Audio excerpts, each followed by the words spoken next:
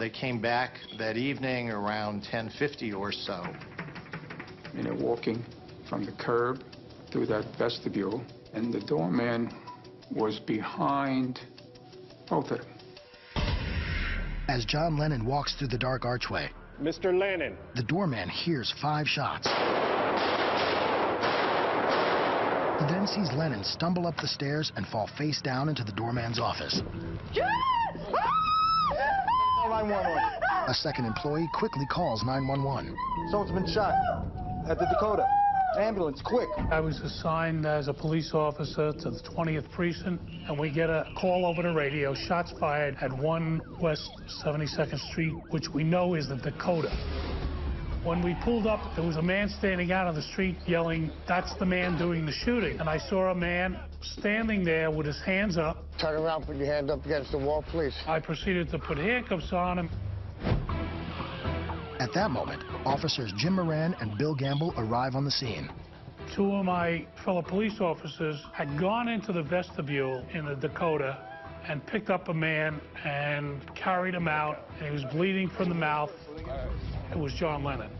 It kind of shook me up because if you know anything about gunshot wounds, if it's coming out of your mouth, it's surely in your lungs, and that's not a good sign. Anytime the uniformed force puts somebody in a car and take them to the hospital, they're in bad shape because they didn't have time to wait for the ambulance. As the squad car leaves immediately for the hospital, It's the closest hospital. Go up here and go left. Spiro checks the suspect's wallet, where he finds a Hawaii driver's license identifying the white male as Mark David Chapman. I yelled to some of the guys to set up a crime scene right away. I looked down on the ground, and there were clothes on the ground. So I said to this guy, I said, "Are these your clothes?" And he says, yes, that's my clothes, and the book is mine, too. In addition to the clothing and a copy of J.D. Salinger's Catcher in the Rye, police obtain a much more vital piece of evidence.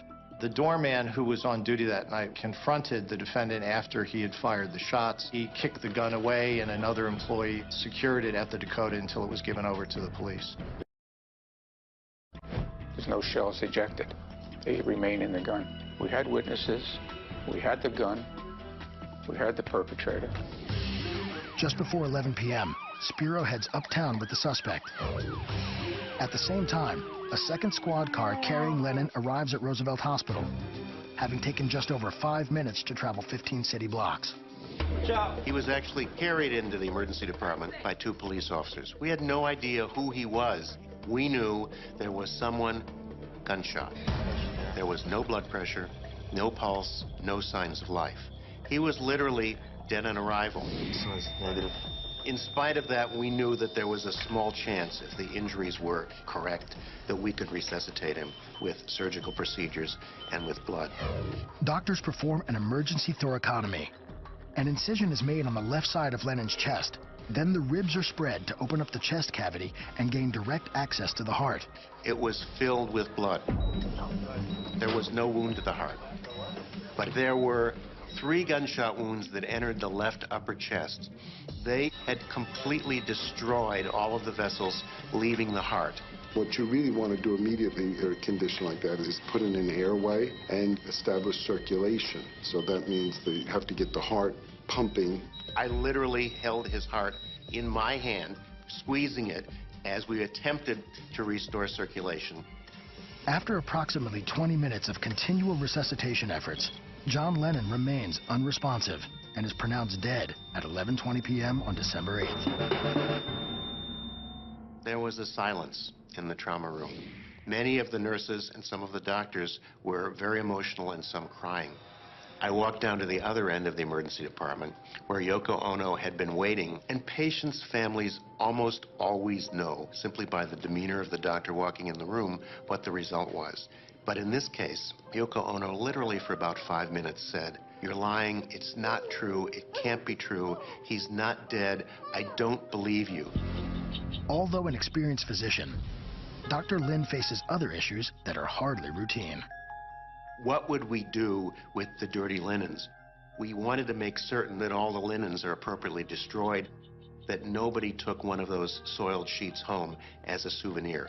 We had to make certain that none of the staff ran out of the emergency department and told a story. We did that most Investigation. 25-year-old Georgia native Mark David Chapman. We went into the detention cell, strip searched him. He had a wallet, some identification, key to a hotel room, and I think $2,200 in cash. Chapman is moved to a small interview room where he begins to volunteer information to police. He wasn't my typical homicide guy. He was very polite and cooperative. He's talking about what drove him to do what he did. Talked about the little voice in him and the big voice in him, one saying do it and the other one saying not do it. And he basically couldn't fight his so-called inner voices when he did it. So he gave us a whole confession, not handwritten by him, but signed by him. On the surface, it's an open and shut case. A witness has identified Chapman as the shooter to the arresting officer, and the defendant has confessed. But as police know too well, murder cases are rarely that simple. Once you read the statement that the defendant had given, he was talking about there was a big part of me that didn't want to do this and a small part of me that was the devil. It was clear that he was talking in a way that was consistent with him seeking to lodge an insanity defense. He knew what was right and wrong. But the strongest evidence of Chapman's state of mind were his actions immediately following the murder. Later on, it dawned on me that this guy wanted to be caught. He was only 500 feet from a subway. Chapman had a number of possible escape routes. Not one, but two subway entrances. And across the street is Central Park, full of dark wooded areas in which to hide. He could have dropped the gun, walked away, and disappeared. He decided not to. His motive was to bring attention to himself. He knew very well what he was doing. I fail to see how his remaining proves that he was sane in one iota. It's my professional opinion that the killer who fails to make any attempt to conceal his act or to flee from it has, when you come right down to it, no appreciation that he's doing something wrong.